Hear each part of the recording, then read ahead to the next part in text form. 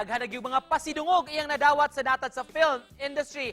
Makauban nato karong buntaga makapuso award-winning actor Albert Chan.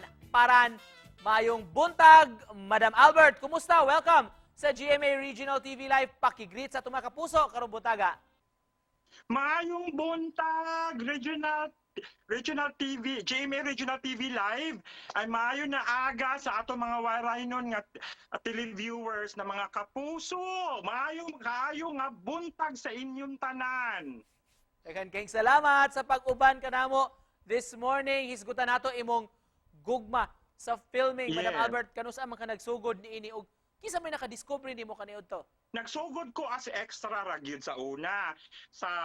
Sana maulit muli with Aga Mulak and Lea Salonga. It was like 27 years ago, 1995. Extra jud ko, makita ra jud ko sa ending nga galakaw-lakaw tapad ni Aga og ni Lea. Can you take us back, Madam Albert, sa imong first ever nga film appearance? Diyos ko, the whole day mi ato ga shooting. Then si Aga Mulak that time, siya pa ang matini idol. And then si Lea Salonga, siya pa ang Broadway star. Karon nga daghan kay ginakuha na sab nga awards imong Thank nadawat. you. Unsa may gibati nimo sa matag kuha nimo makadawat kag award?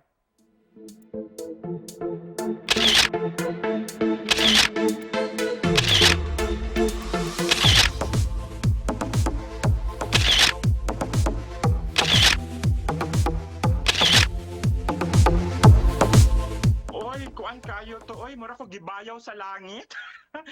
Especially katong naka-receive ko sa akong pinakauna nga Best Actor Award sa Nabunturan Independent Film Exhibition in 1995.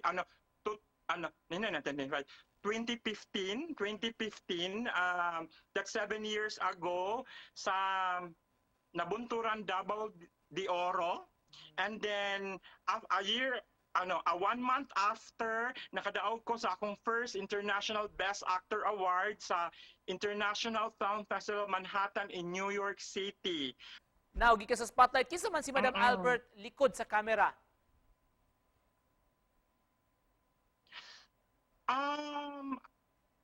I'm just a simple person who is a dreamer. Radyog ko, I do believe that dreams do come true, jud ko. Mura ba siya Walt Disney ba nga, dreams do come true. I believe in it. I believe jud ko sa mga milagro nga ang ato mga prayers gyud ma-answered ra gyud. So wako damha nga moabot ni sa akong kaugalingon, maabot ni nga opportunity nga mahimo kong actor nga makita ko sa movie house.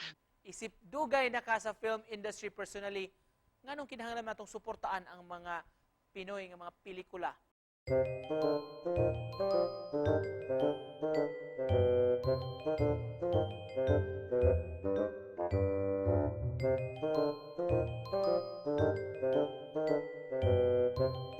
Hi, sir. I'm Julie.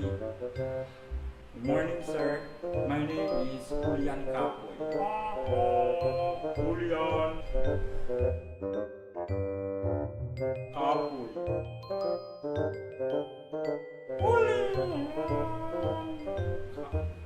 Julian. Julie.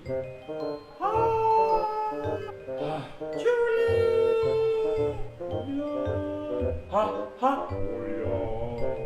Hello, sir. My name is Julian Capo. Pre, Ang sarap mo, pre. Bye. Bye na. She's in love. Ay, nako. Struggling kay karon ang film industry, especially during the pandemic nga wala jud mi nakashoot diri sa Cebu. Na-cancel jud ang among mga projects. So karon naghinahina na mi og balik. So diri sa Cebu wala pa kaayoy mga nag-shooting nga film, nga narrative film, more of mga corporate videos lang gipanghimo karon. Pero nimbalik na ang sa Manila, pero disud po kay iatog Manila or makipag-compete sa Manila kay they're overcrowded na gid sila, daghan na kay mga artista dito. So ako nagpabili na jud kong Cebuanong independent film actor nga hulat ra gyud mi diri kung unsay mga projects nga ning abot. isip pa na pus lang, Madam Albert, unsa may mensahe sa paglaom nga gusto mo ihatag sa atong mga kapuso nga nagtan-aw karon? So sa atong mga kapuso, ayan lang din mo kawad ano paglaom. Naman may mga pagsulay, na ay mga trials gyud no in life. Mura ba nag-exam ba sa eskwelahan bitaw nga kinahanglan mag-study sa jud ka para mahibaw-an nimo ang answer sa imong exam. Pero ang sa kinabuhi man good, tagaan kag exam daan para before ka makahibalo. So ang ending, you become better person, mahimo kang matured person, at least makahibalo na ba ka kung unsaon pagdala nimo ang imong kinabuhi bitaw mao na pinaka-importante. Thank you so much for those inspiring You're words. very welcome. Madam Albert, daghang salamat. Thank you sa GMA Regional TV Live, sa mga nananaw, sa mga audience karon. Maayong buntag sa inyong tanan, and may God bless you all. Mwah, mwah, mwah. Thank you so much sa interview karon buntaga Albert Chan Paran, mga kapuso.